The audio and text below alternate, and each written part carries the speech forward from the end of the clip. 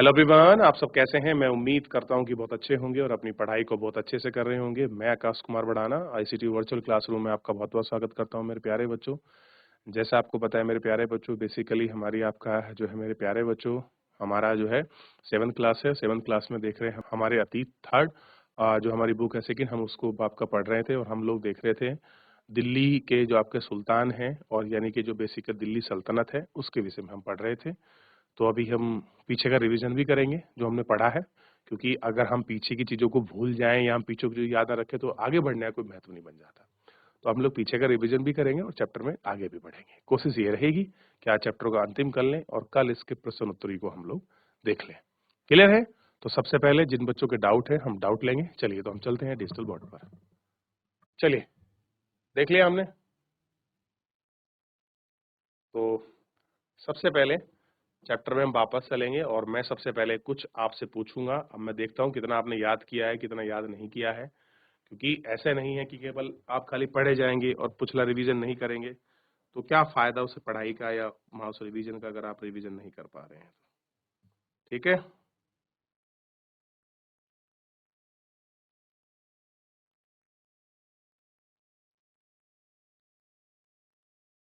चलिए। अध्याय 2 में देखा है कि कावेरी डेल्टा क्षेत्र के केंद्र बन गए थे। आपने गौर किया होगा कि अध्याय 2 में आपने किसी चीज का जिक्र नहीं किया है। राजधानी दिल्ली से हो रही थी, इसी वजह से दिल्ली एक महत्वपूर्ण शहर बन गया था। पहले तोमर राजपूत काल में दिल्ली की राजधानी बनी। अब आपको क्लियर है कि पहले जो राजपूत काल है सबसे पहले, तो कावेरी डेल्टा वाले क्षेत्र में देख लीजिए, चाहे दिल्ली को देखिए, दिल्ली कब आया? 12वीं शताब्दी में दिल्ली क्या है? महत्वपूर्ण आपका जो है केंद्र के रूप में स्थापित हो रहा है या महत्वपूर्ण केंद्र के रूप में हमारे सामने आया है। पहले तोमर राजपूत काल में दिल्ली साम्राज्य की राजधानी बनी कि जो आपके तोमर राजपूत लोग थे उन लोगों ने सबसे पहले दिल्ली को ही क्या बनाया था? अपनी साम्राज्य की राजधानी के रूप में बनाया था। तो प्रश्न बन जाए कि सबसे पहले दिल्ली किसके काल की में आपका राजधानी बनी थी? तो जो तोमर राजपूत थे, तोमर राजपूतों के काल के अंतर्गत सबसे पहले उन्होंने आपका ये राजधानी बनाया था। क्लियर है? ये आपको ध्यान रखना है। ठीक। 12वीं शताब्दी के मध्य तोमरों को अजमेर के चौहान ने आपका परास्त किया और चौहान दिल्ली काल में महत्वपूर्ण केंद्र बन गया और समृद्धशाली व्यापारी बन गए और उन्होंने दवेली के कहे जाने वाले सिक्के भी आपके ढलवाए और 13वीं शताब्दी के आरंभ में सुल्तान की स्थापना हुई और इसके साथ साथ दिल्ली की ऐसी राजधानी बदल गई जिसका नियंत्रण उपमहाद्वीप के बड़े क्षेत्रों में फैल गया। क्लियर है? उनकी वंशों की पहचान इत्यादि हम सब इस चीजों में आपका देख चुके हैं मिलकर और हमने इसमें मिलकर आपका देखा।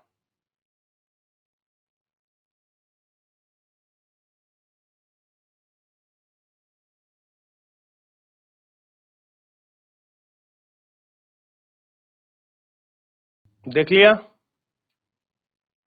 और हमने दिली है कुना और सीकरी और जहापना, इन चीजों को हम लोग देखेंगे और पहचानेंगे कहाँ कहाँ पर क्या क्या है और कैसे कैसे है, इन सब चीजों को हमने बात की। तो दिल्ली के शासकों पर भी हम लोग थोड़ा सा आपकी चर्चा करेंगे। ठीक।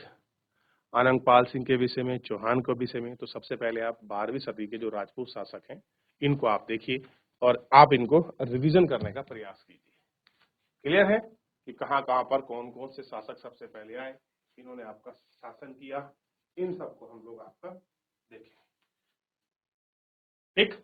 चलिए, तो सबसे पहले राजपूत शासक अनंगपाल, चौहान, पृथ्वीराज और फिर उसके बाद हम देखेंगे कैसे ये शासक बने आपके तुर्की वंश।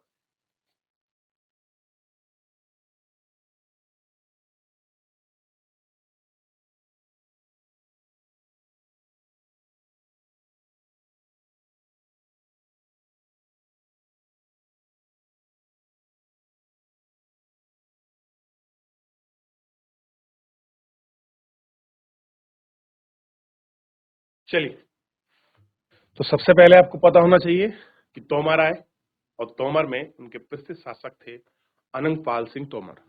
जिन्होंने दिल्ली को सर्वप्रथम अपनी राजधानी के रूप में बनाया। उसके बाद आपका चौहान वंश यानी कि तोमरों के बाद चौहान आए।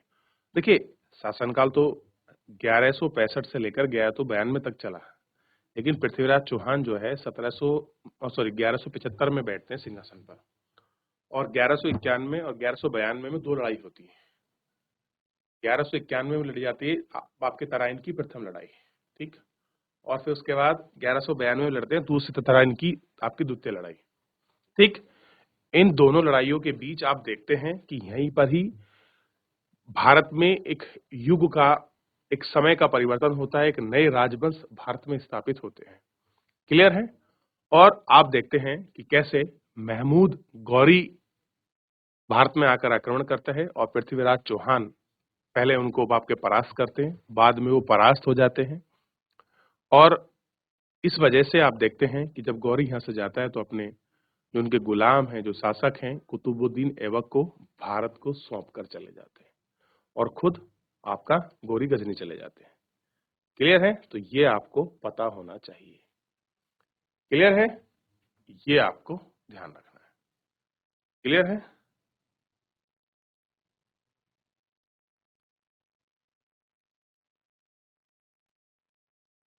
तो आपने इस बार देखा कि कैसे, अब देखिए कुतुबुद्दीन ऐबक आए, ऐबक के बाद देखिए जो कुतुबुद्दीन ऐबक हैं वो गुलाम है गौरी के, ठीक। और कुतुबुद्दीन ऐबक के बाद शासक बने इल्तुतमिश। ऐसा कहा जाता है कि कुतुबुद्दीन ऐबक के गुलाम थे इल्तुतमिश, यानी कि गुलाम का भी गुलाम था इल्तुतमिश। इल्तुतमिश की बेटी थी रजिया सुल्ताना। रजिया सुल्तान या सुल्ताना रजिया के नाम से बड़ी प्रसिद्ध हुई है और पूरी दिल्ली सल्तनत के अंतर्गत और मुगलों के अंतर्गत एकमात्र महिला शासक हुई है जो सिंहासन पर बैठी है। उसके बाद आप गयासुद्दीन बलबन को आप देखेंगे, ठीक। बलबन के बाद आप देखेंगे जब जैसे ही आपका तुर्की वंश समाप्त होता है उसके बाद खिलजी वंश आता है। खिलजी वंश 1290 से लेकर आपका 1320 के बीच समय शासन करता है। फिर उसके बाद आपका शासक आता है तुगलक वंश। ये तुगलक वंशों ने काफी लंबे समय तक शासन किया। आप देखेंगे 1320 से 1400 आपका वहाँ 14 तक, तो लगभग लगभग 94 साल तक इन्होंने शासन किया है। तो बड़ा एक अच्छा टाइम पीरियड इन्होंने भोगा है। जबकि खिलजी ने आप देखोगे मात्र आपका 30 साल ही इन्होंने अपना शासन किया। तो गयासुद्दीन तुगलक, मोहम्मद तुगलक और फिरोज शाह तुगलक, इनको आप पढ़ोगे। कह रहे हैं जो भारत में नहरों का जो आपका निर्माण करवाया था ना, जो नहर है खाजे हो फतेहपुर सीकरी जैसे चीजों को आप देखेंगे तो इसमें फिरोज शाह तुगलक का बड़ा योगदान था। क्लियर है? उसने दवाखाने खुलवाए, उसने बाप की सराय खुलवाई जहां पर मुसाफिर या लोग जो है आपका रुक सकें, इन सब चीजों के लिए उन्होंने प्रयास किया। उनके बाद आप देखेंगे सैयद वंश आए और खिज्र खां बड़े इसके फेमस शासक हुए हैं, वो शासन पर बने। उसके बाद जो आपका लोधी हैं और लोधी शासक के सूचनाओं के बारे में, ठीक, इनको हमने आपका देखा और हमने इन पर आपका बात की। क्लियर है? ध्यान रहेगा।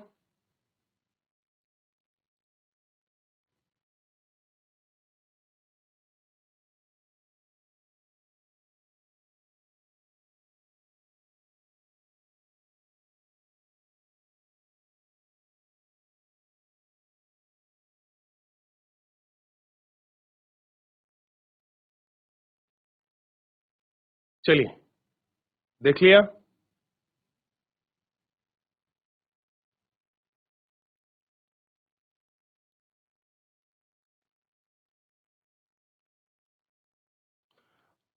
अब आपने इतना देख लिया कौन कौन से राजवंश है, तो 5 राजवंशों को आपको इसमें ध्यान रखना है। तुर्की, ठीक, और तुर्की के पास खिलजी, तुगलक, सैयद और लोदी। लोदी अंतिम थे, बैलोर लोदी।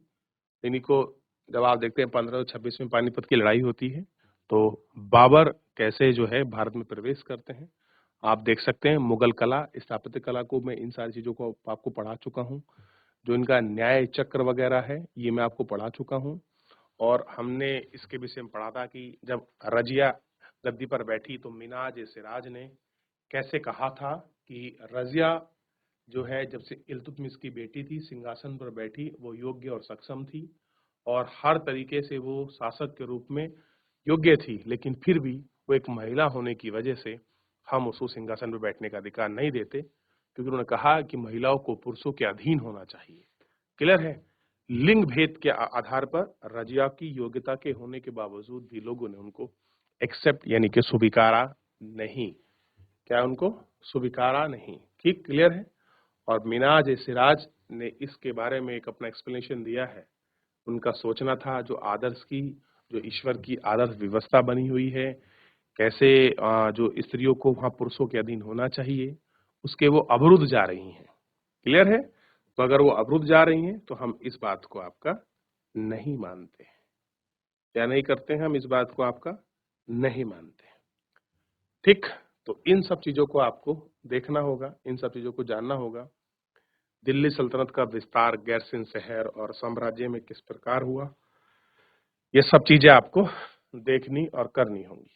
ठीक, 13वीं शताब्दी के आरंभ में दिल्ली का जो सुल्तान है वो किस प्रकार चला, फैला और बढ़ा है, ये हमको देखने लायक इन सब चीजों पर हम लोग आपका बात करेंगे। क्लियर है? तो ये आपको विशेष रूप से ध्यान रखना है।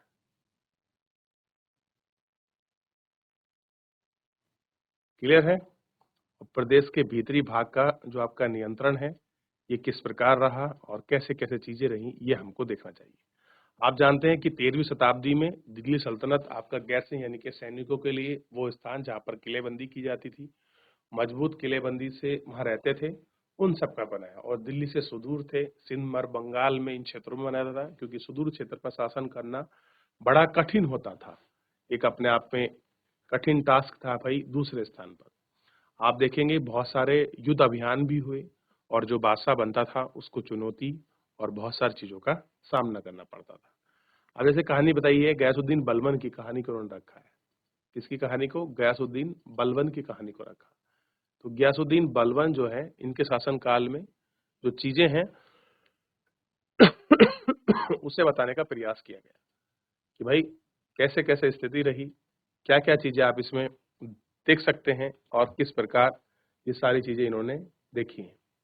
क्लियर है? एक शासक के रूप में होने के बाद खिलजी, मोहम्मद, सीरी, गंगा यमुना का जो आपका दोआब क्षेत्र था, दोआब मतलब दो नदियों के बीच का क्षेत्र, दोआब है तो यहाँ बाढ़ इत्यादि आती होगी और निरंतर नए मतलब जल को वहां प्राप्त होता होगा और नवीनकृत जल प्राप्त होने की वजह से ही ये सारी चीजें इसमें हमको देखते हैं कि उदेड़ी खेत जाती हैं और इनको हम करते हैं। ठीक है? और गैर सिंध शहर इन सब चीजों पर बसा हुआ है। ठीक, अलाउद्दीन खिलजी हैं, इनके शासनकाल है, मोहम्मद तुगलक के समय में बनाई गई अपनी परम सीमा, और इन सारी चीजों को आप इसमें अच्छे से देख सकते हैं कि भाई कैसे कैसे काल के रूप में ये सारे हुआ है और इनको हम लोगों ने मिलजुल कर देखने और जानने का प्रयास भी किया है कि अलाउद्दीन खिलजी का दक्षिण भारत जो अभियान है वो क्या रहा है, किस प्रकार दक्षिण भारत अभियान को आप इसको देखते हैं।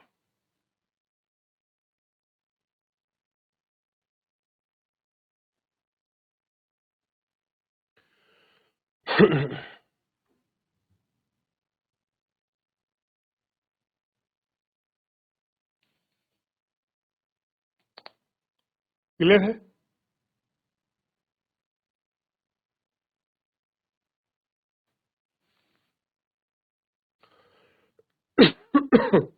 तो दिल्ली के कुना में जो आपकी मस्जिद बनाई थी कुतुबुल इस्लाम मस्जिद, और जामा मस्जिद का मतलब आपको समझ आया, जहां सब लोग एक साथ मिलकर आपका ऐसा स्थान जहां पर सब मिलकर एक साथ पूजा कर सके या ईश्वर की या अल्लाह की वो कर सके, इबादत कर सके, वो जगह है। ठीक, इसको हमने देखा, बात भी की है। मस्जिद शब्द को हमने देखा कि फारसी का शब्द है और अर्थ क्या है, ठीक, कि अल्लाह की आराधना में सजदा करना। ठीक, घुटने टेकना, माथा करना। और जामा मस्जिद में इन सब सारी चीजों के बारे में जो इमाम है शुक्रवार की नमाज में जब वो धर्म उपदेश देते हैं उसे खुतबा कहा जाता है। क्लियर है? कितने बच्चों को याद था कि खुतबा क्या होता है? क्लियर है? सजदा का मतलब क्या था? ठीक, किस तरीके से पढ़ी जाती है, ये हमको देखना है।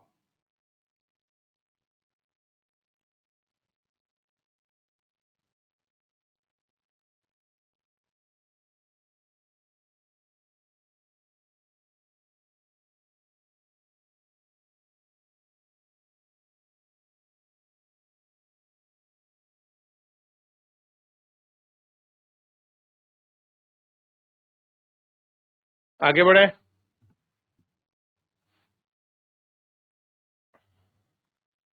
चलिए, इतना हमने देख लिया और बहुत सारी मस्जिदें, बहुत सारी चीजें जो हैं ऐसी जगह पर आपका बनाई गई थी। क्लियर हुआ? जैसे आपने मौट की मस्जिद को आप देख सकते हैं और जाली कैसी बनी है इनमें, आप इनको भी देख सकते हैं। सिकंदर लोदी के समय बनी ये मौट की मस्जिद है, ठीक, इन इत्यादि पर। अब खिलजी के प्रश्न काल को कल हम अच्छे से आपका देखे थे कि कैसे कैसे कुछ क्या हुआ, किन किन चीजों में हमने इनके बीच जो अंतर पाए थे, कैसे कैसे सैनिक हुलिया इन्होंने वहां रखा।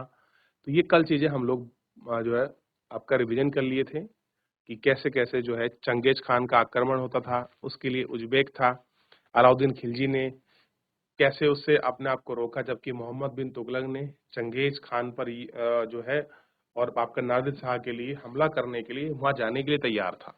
तो सशक्तिकरण और उठाए गए कदमों का हमने दोनों ने आपस में क्या किया, एक दूसरे का कंपैरिजन किया है और हमने उस कंपैरिजन को कल यहाँ तक देखा कि कौन कौन से उन्होंने कदम उठाए, शहर कैसे बनाया, कर कहाँ से इकट्ठा करते थे, और मोहम्मद बिन तुगलक और अलाउद्दीन खिलजी के बीच वेतन देने का कैसा था, नगद कौन दे रहा था। हमने पढ़ा कि अलाउद्दीन खिलजी ने जो जो वस्तुओं की प्राइस थी उस पर आपका नियंत्रण रखा, जबकि मोहम्मद बिन तुगलक उन पर नियंत्रण रख पाए और आपका सांकेतिक मुद्रा का प्रचलन करा, जिससे लोगों ने सिक्के करेंसी को अपने घर में भर लिया। तो ये सारी चीजों को हमने देखने का, इन सबको जानने का हमने आपका प्रयास किया है। क्लियर है? तो ये आपको थोड़ा सा इनके विषय में देखना चाहिए, इनके विषय में पढ़ना चाहिए।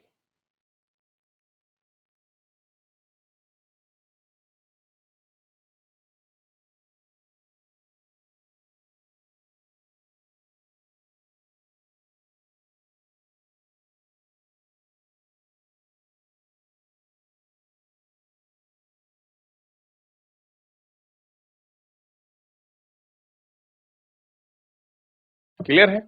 चलिए अब देखते हैं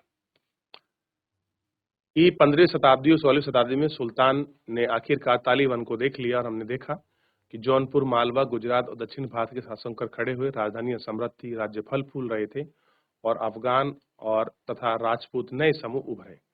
इस काल में स्थापित राज्यों में से कुछ छोटे थे पर शक्तिशाली थे, कुछ बहुत कुशल और आपका सुव्यवस्थित तरीके से चल रहे थे। शेरशाह सूरी ने बिहार के अपने चाचा में एक छोटे से काम का प्रबंधक के रूप में काम शुरू किया था शेरशाह सूरी ने। आगे चलकर आप देखेंगे कि 1530, 1540, 1555 से 56 की तक चुनौती दी और आपने हुमायूं को परास्त किया। शेरशाह सूरी ने दिल्ली पर अधिकार करके स्वयं को अपना राजवंश स्थापित किया। शेरशाह सूरी वंश केवल 15 वर्षों तक ही शासन किया। कितना है? 15 वर्षों तक। लेकिन जो शासन किया वो दमदार शासन था, विकास के परख में। लेकिन प्रशासन ने अलाउद्दीन खिलजी की कई तरीकों को अपना कर उसको चुस्त बनाया। यानी प्रशासन के मामले में अलाउद्दीन खिलजी का पूरे दिल्ली सल्तनत में तोड़ नहीं था कि ऐसा प्रशासन होना चाहिए। अकबर ने 1556 से लेकर 1605 में मुगल सम्राट को संकेतित किया, यानी कि शोभित किया और उसके प्रतिमान के रूप में शेरशाह सूरी ने उसको देखा। तो शेरशाह सूरी का हमको दिखाई देता है। ठीक, आइए 3 श्रेणियां ईश्वरीय शांति, नाइट और धर्म युद्ध के को हम पढ़ते हैं। कह रहे कि 3 श्रेणियों का विचार सबसे पहले 11वीं शताब्दी में आरंभ हुआ। इसका त्रिकुट, हम कहते हैं ना कि आपका ट्रायंगल शेप बनना है, त्रिकुट संघर्ष है, ये विचार, ये चीजें आई कहां से? तो फ्रांस में आपका सूत्रबद्ध किया गया। इसके अनुसार समाज को 3 वर्गों में विभाजित किया गया। प्रार्थना करने वाले वर्ग, युद्ध करने वाले वर्ग, खेती करने वाले वर्ग, 3 वर्गों को सामाजिक में विभाजन इस धर्म का समर्थन प्राप्त है और विभाजन से ईसाई धर्म का समाज में अपना प्रबल प्रभाव भी है और समृद्ध करने में सहायता मिली है। विभाजन के समूह उभरे हैं और इनको योद्धाओं को नाइट कहा गया है। कैसे कहा गया है? नाइट। ठीक, ईसाई धर्म एक समूह का संरक्षण देता है और ईश्वरीय शांति की अवधारणा के प्रसार में योगदान करता है। नाइट को अपेक्षा की जाती है कि वे धर्म और ईश्वर की सेवा में समर्पित योद्धा है। कोशिश करते हैं कि इन योद्धाओं को आपसी लड़ाई भिड़ाई के विमुख करके मुसलमानों के विरुद्ध युद्ध में भेज दिया जाए। यरूशलेम शहर पर कब्जा कर लिया गया। अब देखिए, ईसाई धर्म ने क्या हुआ, एक संरक्षण दिया और ईश्वरीय शांति की अवधारणा का प्रसार का उपयोग किया। किसने? जो आपकी क्रिश्चियनिटी है वो क्या कह रही है कि हम एक सामूहिक रूप से संरक्षण देते हैं, ईश्वरीय शांति की अवधारणा का प्रसार करते हैं। लेकिन नाइटों की अपेक्षा, नाइट उस समय का एक वर्ग था, अपेक्षा दी कि वे धार्मिक और ईश्वरीय सेवा को समर्पित युद्ध में रहेंगे, कि धर्म के लिए और ईश्वर की सेवा के लिए हम क्या करेंगे, युद्ध करेंगे। कोशिश यही रहती थी कि इन योद्धाओं की आपसी लड़ाई भिड़ाई से विमुख कर मुसलमान के विरुद्ध युद्ध में भेजा जाए। कहानी क्या थी कि जब भी लड़ाई हो तो इन लोगों को, जो आपके क्रिश्चियन लोग हैं, जो उनके सामने खड़े, जो कह रहे हैं हम धर्म के लिए लड़ेंगे, हमेशा मुसलमानों के सामने खड़ा करने की कोशिश थी। उन्होंने यरूशलेम शहर पर कब्जा कर लिया। किसने? ईसाइयों ने। और यह प्रयत्न परिणाम स्वरूप सैनिक अभियान की एक श्रृंखला चली, जिसे आपके क्रूसेंट रखा गया, यानी कि धर्म युद्ध कहा गया, क्रूसेंट। ईश्वर तथा धर्म की सेवा के लिए अभियानों को नाइटों की हैसियत से दबाव डाली। पहले इन नाइटों की गिनती कुलीन नहीं थी, मगर फ्रांस में 11वीं शताब्दी के अंत तक जर्मन में एक गद्दी और 3 अतीत भुला दिए गए और 12वीं शताब्दी में तो कुलीन वर्ग ही नाइट लाना चाहते थे। कैसे थे? वो चीजों को नाइट में लाना ही चाहते थे और 12वीं शताब्दी तक कुलीन वर्ग नाइट लोग ला के आए। तो कैसे नाइट आई, क्या चीजें रही, इनको आप बड़े अच्छे से आपका देख सकते हो, या आप कह सकते हो कि आप इन पर बात करोगे।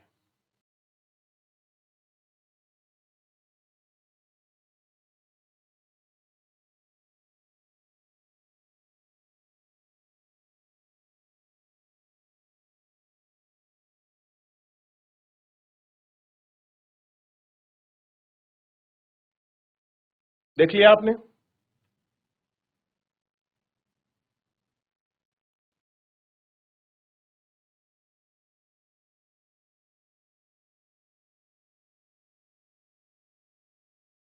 तो मेरे प्यारे बच्चों, इस तरीके से ये युद्ध हुए। आइए हम आगे बढ़ते हैं प्रश्न उत्तर की तरफ। तो सबसे पहला प्रश्न आपको बताना है। देखिए कितने सरल हैं प्रश्न, ऐसा नहीं है कि कठिन है। जब आपने पढ़ा तो रिवीजन में कोई दिक्कत होगी नहीं, आपने रिवीजन कर लिया। अभी दिल्ली में सबसे पहले किसने राजधानी स्थापित की? बड़ा आसान और सरल। सबसे पहले बताया कि दिल्ली को सबसे पहले किसने राजधानी स्थापित की? सबसे पहले सिंपल। हम ऑप्शन में क्या जाएंगे तुरंत, अरे उसने क्या होगा, नहीं कि कौन आया था कि पृथ्वीराज चौहान, चौहान आए थे, नहीं राजपूत आए थे, ये नहीं। हमें क्लियर होना चाहिए, कट आंसर पहला बड़ा है कि तोमर राजपूतों ने दिल्ली को सबसे पहले अपनी राजधानी बनाया। और सल्तनत की भाषा क्या थी? हमने देखा कि इनकी भाषा फारसी थी। अरबी थी कि फारसी थी? अभी हम एक एक करके पढ़ेंगे। तो पहला क्वेश्चन देखिए, पहला क्वेश्चन पहली लाइन से, सबसे पहले तोमर राजपूत काल में दिल्ली को अपनी राजधानी बनाया गया।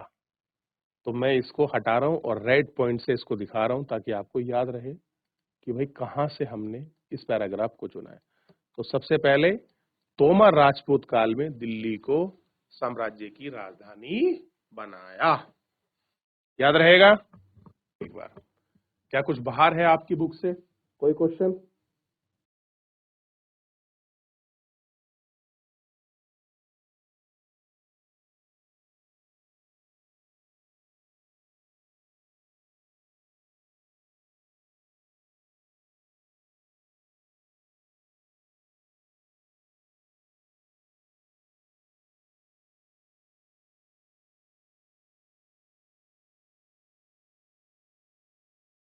क्लियर है?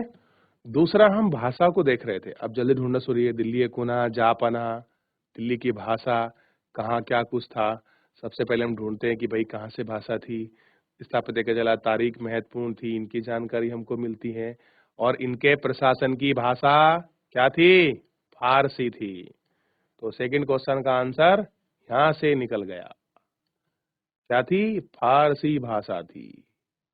क्लियर है? ध्यान रहेगा? चलिए। इस तरीके से हम लोग सब चीज़ों को मिलकर और जोड़कर देख रहे हैं, तो हमको चीज़ें क्लियर हो रही हैं कि किस तरीके से क्या है, कैसे-कैसे सरल आंसर हैं, चीज़ें हैं। अगर हमने पढ़ा है, रिवीजन करा है, तो दोनों क्वेश्चन हमें क्लियर हो गए ना अभी रिवीजन के बेस से।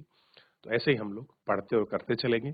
शेष आंसर को पढ़िए, कल हम इसमें आगे बढ़ेंगे। तो आज के लिए इतना ही, धन्यवाद।